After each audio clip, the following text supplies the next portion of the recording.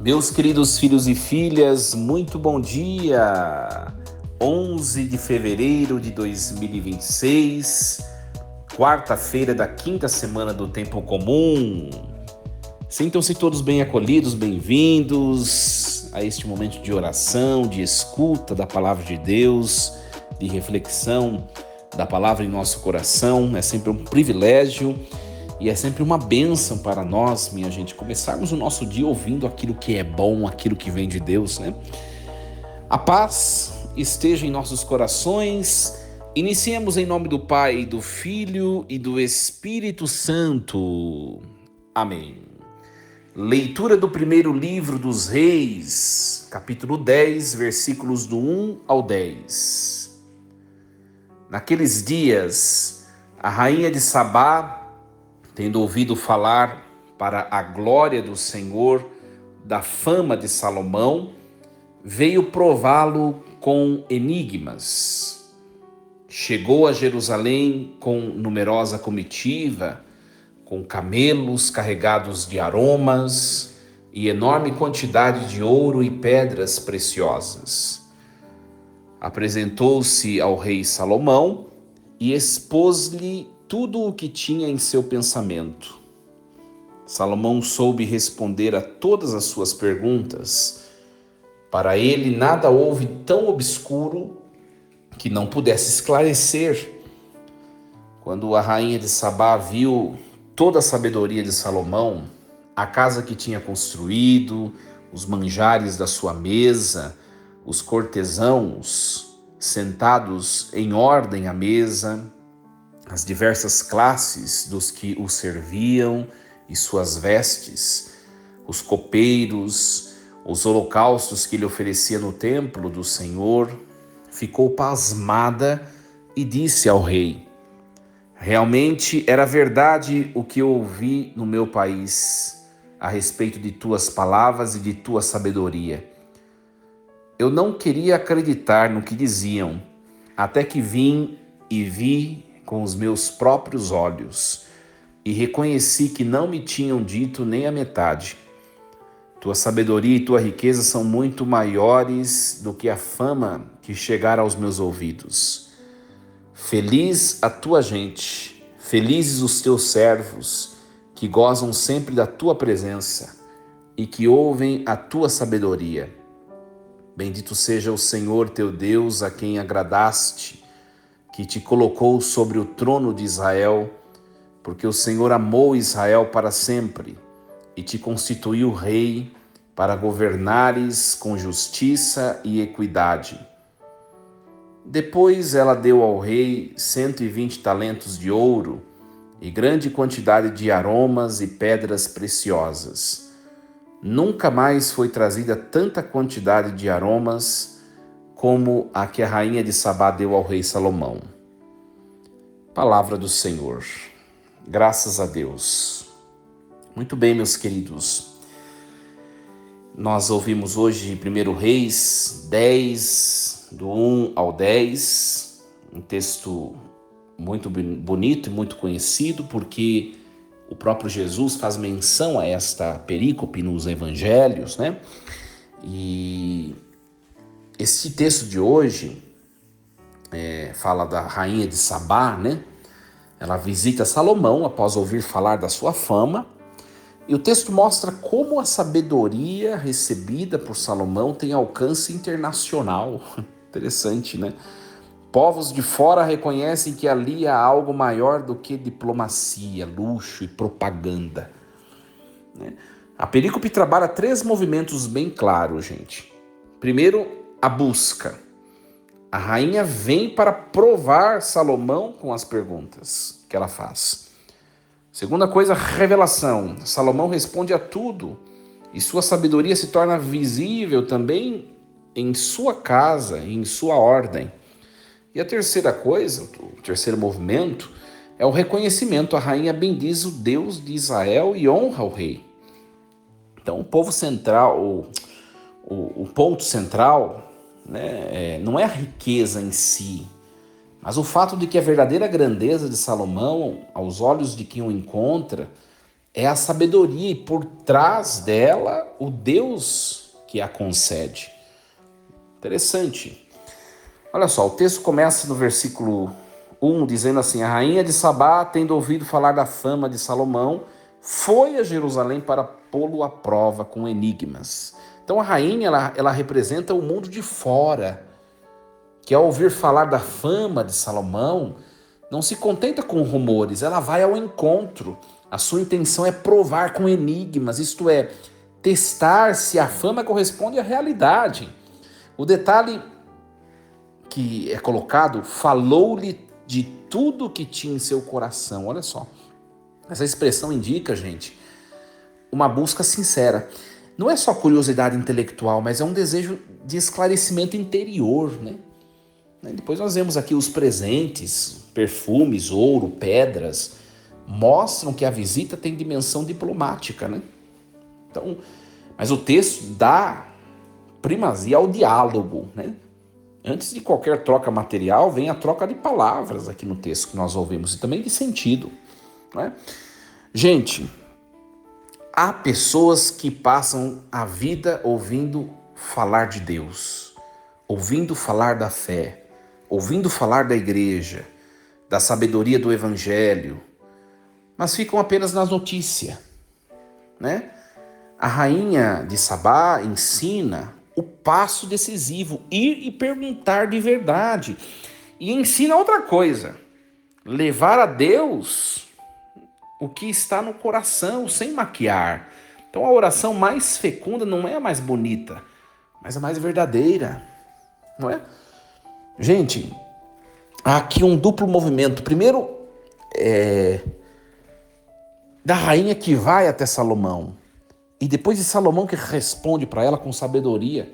Uma só pergunta, nenhuma pergunta ficou sem responder, nenhuma só, né? Gente, as pessoas hoje em dia, prestando bem atenção, elas querem provas da fé, né? Provas da fé. Hoje em dia não existe mais aquela coisa de antigamente, a fé cega, sabe? O respeito, a fé dos meus pais, dos meus avós, meu avô, minha mãe, meus avós, meus bisavós criam nisso, eu também vou crer. Hoje em dia não tem mais isso, não. E nós precisamos, como Salomão, encarnar em nós essa sabedoria de saber, de maneira credível, devolver as respostas às interpelações das pessoas.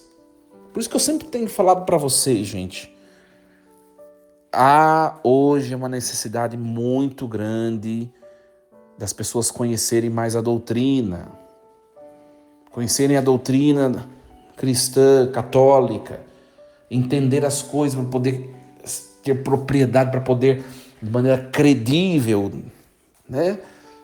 Saber responder aos questionamentos do mundo. Não é só uma questão de dogmas, né? Eu tenho que decorar dogmas. Isso também não convence ninguém. Nós temos que aprender o raciocínio lógico para explicitar o que nós cremos. Isso não é só uma questão de quem tem dom, mas eu não tenho dom de falar. É uma questão também de nós irmos desenvolvendo isso em nós irmos aperfeiçoando o nosso modo de expressar o que nós cremos.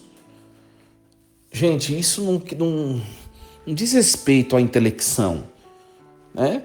Tem gente que tem mais dificuldade, mais facilidade para expor uma mensagem, para falar de Deus. Tem gente que tem mais facilidade para defender a fé. Tem gente que tem muita dificuldade, né? Tem gente que tem muita dificuldade de defender a fé, de falar, de mostrar o que pensa. Tem gente que tem dificuldade de se mostrar, de se expor. Isso é normal. Mas a gente pode mostrar o que a gente crê, gente, de maneira muito simples. Não precisa de linguagem rebuscada. Não precisa de exposições teológicas eruditas para a gente defender o que a gente crê, né? Por exemplo, vou dar um exemplo para vocês. Vem um judeu perto de você e começa a falar assim: eu creio em um só Deus, né? Você é politeísta, você crê em 3 deuses. o que você chama de Pai, o que você chama de Filho, o que você chama de Espírito Santo. Eu creio num Deus só, porque Deus se mostrou como o único Deus. O Deus dos exércitos, o Deus dos pais. E a pessoa vai falando, e ela quase que consegue nos convencer de que nós cremos errado. Mas aí eu vou dizer assim, não, eu não creio em 3 deuses. Eu creio num único Deus. Um único Deus, né? Que naquilo que ele é, na sua essência, ele não estou dizendo que eles são, ele é, porque é um único Deus. Mas ele é 3 pessoas. Pai, Filho e Espírito Santo. E aí você diz assim, eu sou uma única pessoa. Eu sou uma única pessoa. Né? Eu sou um único ser, né? Explicitado na existência em uma única pessoa. Deus não. Um único ser, uma única natureza, em 3 pessoas. Precisa de muita intelecção para falar isso? Não precisa, gente. É só nós entendermos. É nós entendermos. Outra coisa, aí vem alguém com alguma heresia, né? Heresia lá dos nossos pais, né? Você crê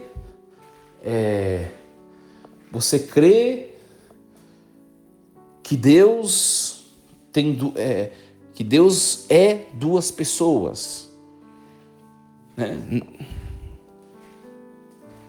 Você vai dizer, não, Deus, a pessoa do Filho é uma única pessoa, em 2 naturezas, humana e divina. Uma pessoa, 2 naturezas. É fácil? É difícil? É muito difícil de a gente aprender isso e reproduzir? Não é, gente. Não é. Podia dar milhões de outros exemplos aqui. Então, Salomão, ele é sábio, porque ele responde em Deus. Por isso a necessidade da gente estudar, necessidade da vida de oração. Por isso, minha gente, essa reflexão que eu faço diariamente, que tem gente que acompanha todos os dias. Se você acompanha todos os dias, muito obrigado, né? Eu procuro não fazer somente uma atualização do texto na minha vida, porque isso acaba ficando muito pobre. Porque a palavra de hoje fala para mim, ela fala que eu preciso tal, tá bom, e você não cresceu em nada no conhecimento da palavra. Por isso que eu gosto sempre da reflexão. Aliás, nas minhas homilias eu gosto de fazer isso. Claro que não dá para fazer de maneira completa todos os textos, né? Mas sempre trazer uma coisa ou outra, de modo que possa ensinar as pessoas possam começar a crescer um pouco no conhecimento da palavra. Né? Mas, por exemplo, eu espero que você tenha aprendido, por exemplo, que o primeiro livro de Samuel fala do rei Saul, o segundo livro de Samuel fala do segundo rei de Israel, que foi Davi. O primeiro livro dos reis vai falar da transição de Davi para o terceiro rei, que foi Salomão. E nós estamos vendo Salomão. É difícil entender isso? Associar um texto bíblico ao período histórico, ao rei que está governando, né, do qual fala o texto? Não é difícil, gente. Não é difícil. Por muito tempo as coisas ficaram muito escondidas e reservadas somente para o clero, sabe? É por isso, gente, que a igreja perdeu muitos fiéis ao longo da história. Né?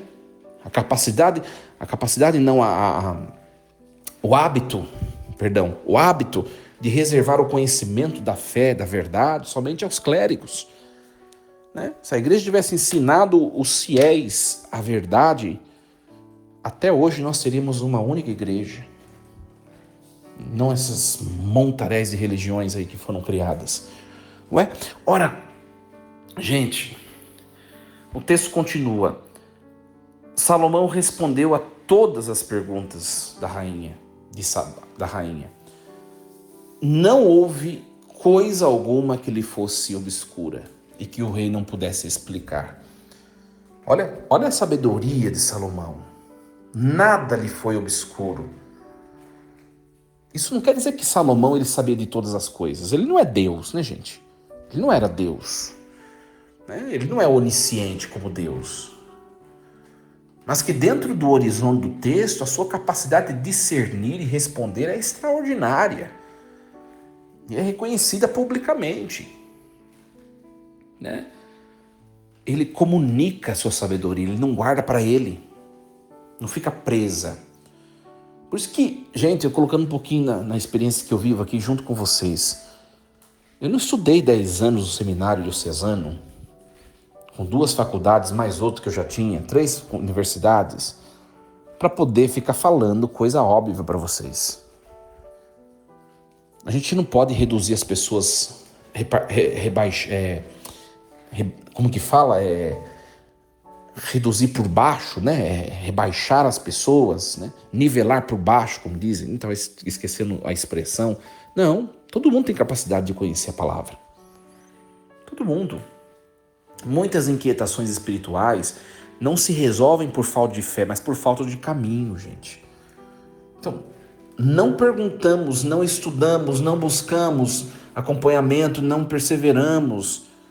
Deus costuma nos responder por meios concretos, a palavra, a tradição viva da igreja, a direção espiritual, a formação séria, né? E para quem tem algum serviço na igreja, por exemplo, pais, os catequistas, as lideranças, esse versículo é um exame de consciência, né? A minha vida e minhas palavras ajudam alguém a entender o mistério de Deus? Eu acolho perguntas com paciência, eu reajo com impaciência, com julgamento ou com julgamentos, né? Então, olha, esse texto de hoje é muito importante, porque as pessoas, tem muita gente que reduz a vida de fé a simplesmente cultivar uma espiritualidade infértil. Sem o conhecimento sólido do que a gente crê, gente, a nossa espiritualidade ela fica imatura. Isso eu tenho dito a algumas pessoas esses dias que me interpelaram, me questionaram qual a importância do conhecimento. Não é o mais importante. Tá bom, se não é o mais importante, então fica lá. Proporcione a fé rasa, a fé baixa, a fé infantil, que vai vir outra pessoa que tem um discurso mais forte do que o meu e do que o seu, e vai arrastar os outros, e vai convencer os outros, né? Vou dar um exemplo para vocês, né? Como é difícil, por exemplo, você conseguir levar, por exemplo, um protestante à reflexão da importância da Mãe de Jesus, da importância da iconografia, da importância da Eucaristia como sinal concreto da presença de Deus, não uma encenação. Você não consegue. Por quê? Sabe por quê? Porque aquela pessoa ela foi interpelada a não refletir mais sobre isso. Então, gente, aqueles que estão abertos à reflexão, nós temos que ensinar a fé, sim. E depois a rainha de Sabá viu toda a sabedoria que Salomão manifestava, né? Viu tudo que ele fez. Salomão era uma pessoa próspera, né? E olha só, ela ficou admirada, ela ficou pasmada, diz o texto, na versão litúrgica, né? Então, a rainha, ela não se admira só de um sistema eficiente, mas de uma vida em que o centro também é a relação com Deus. A fé, gente, quando ela é real, ela muda a forma como nós organizamos o nosso cotidiano, né? Porque Salomão tinha toda aquela suntuosidade, né? Tinha toda aquela pompa, aquelas coisas, mas o centro de tudo era o culto, era Deus, né? Era Deus. Quando nós colocamos a fé como um eixo na nossa vida, todas as outras coisas se modificam, gente. Nós mudamos o jeito que nós sentamos à mesa, nós começamos a rezar antes de comer, né? Nós mudamos o jeito de trabalhar, nós consagramos a Deus o nosso trabalho antes de começá-lo, nós tratamos melhor as pessoas com quem nós convivemos no trabalho, seja funcionários ou seja qualquer que seja o tipo de personalidade. Enfim, nós mudamos as nossas relações, o modo de tratar as pessoas, nós mudamos o nosso culto. o modo de rezar, de celebrar, né? Então, é muito bonito isso. Salomão, ele era de Deus. Isso faz toda a diferença. Quem é de Deus ama, se relaciona, mas também conhece e também transmite o conhecimento. É disso que a palavra de hoje está falando, né? Então, ela foi até lá porque não bastou ouvir falar, ela teve que ver, ela teve que provar, né? A rainha teve que ver tudo e ela viu muito mais do que falaram ainda, né? Então, ela sai do ceticismo porque ela não acreditava, por reconhecimento, ou seja, era verdade mesmo, e é muito maior do que me falaram, né? Não me contaram nem a metade. Olha só, há coisas na vida, gente, há coisas da vida espiritual que ninguém consegue provar para nós só com argumentos. É preciso experimentar. É preciso experimentar, né? Por isso a necessidade de uma catequese, por exemplo, querigmática, e não somente dogmática. Por quê? Porque a pessoa precisa se sentir atraída e depois disso se sentir necessitada de conhecer mais. Mas primeiro ela precisa se sentir atraída, não é? A igreja precisa ser assim. Por isso que a pior forma de você evangelizar uma pessoa é ficar falando dos erros da pessoa. Está começando mal, não é assim. Atraia a pessoa a você, a igreja, né? Convide para que a pessoa sinta desejo de estar ali, de pertencer à igreja, de ser família igreja. A gente faz tudo errado, sabe, gente? Né? Eu já atendi pessoas, por exemplo, mães, que o filho está no erro, em alguns erros, em alguma situação errada. E é claro, mãe quer resolver logo, né? Isso, toda mãe é igual.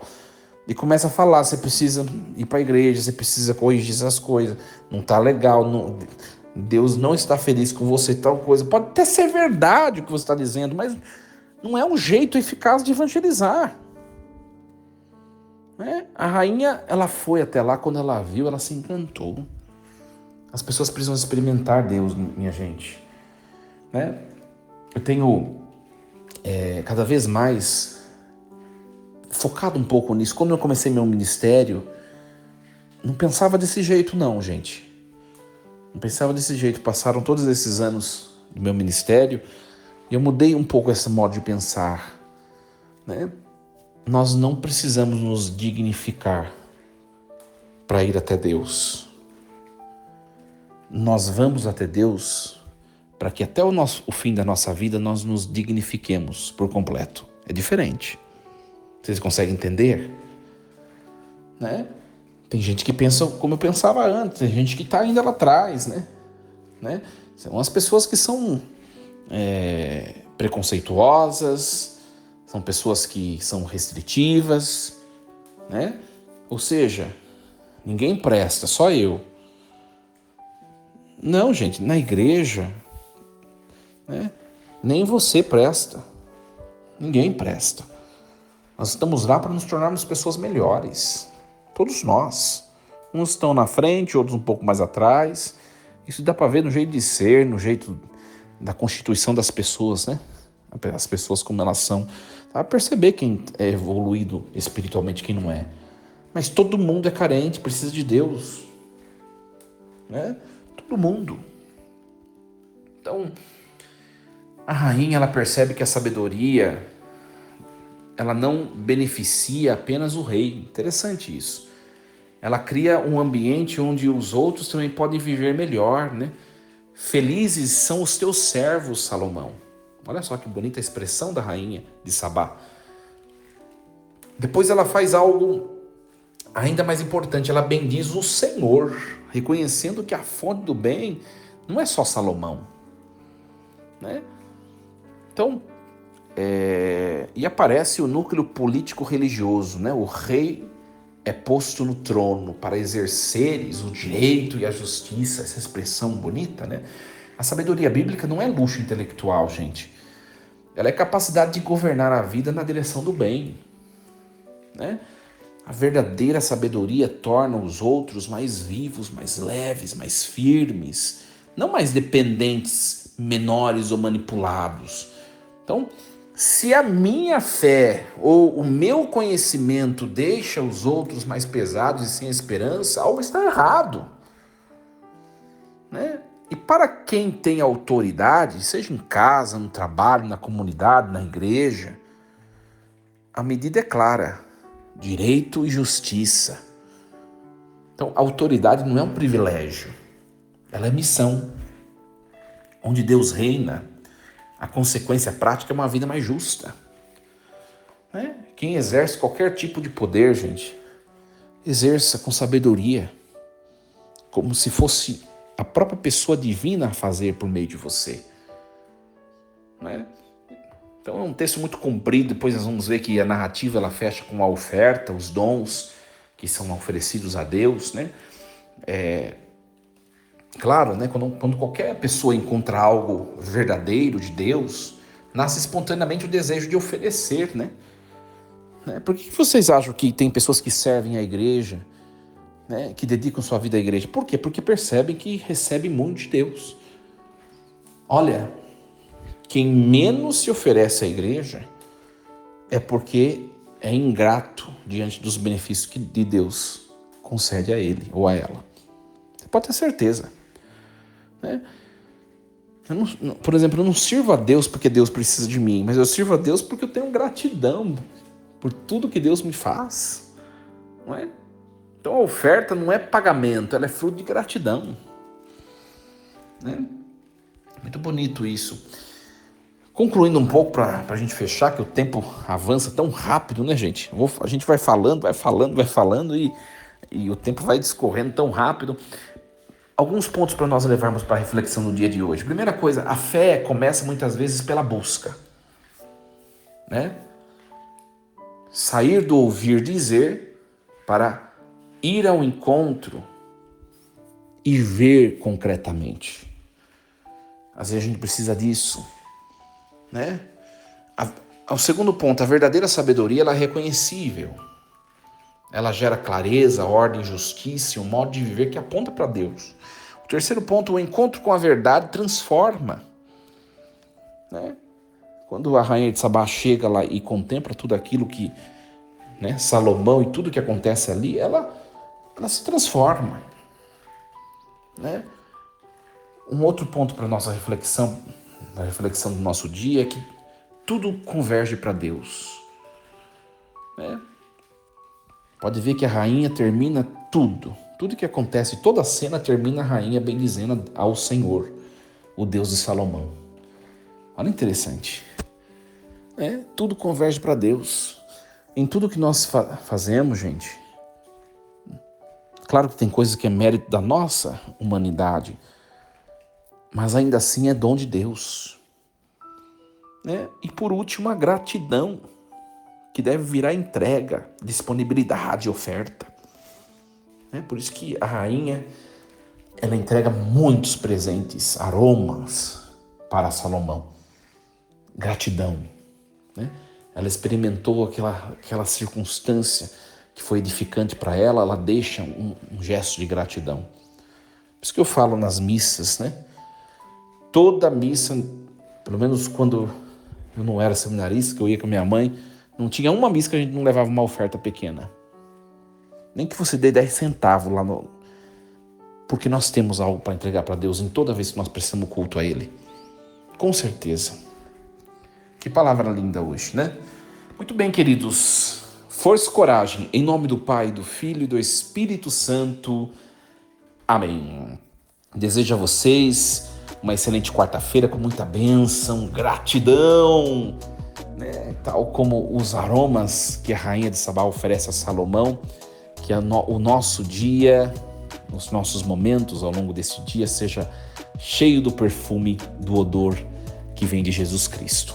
Lembremos-nos sempre, Deus está no comando de tudo.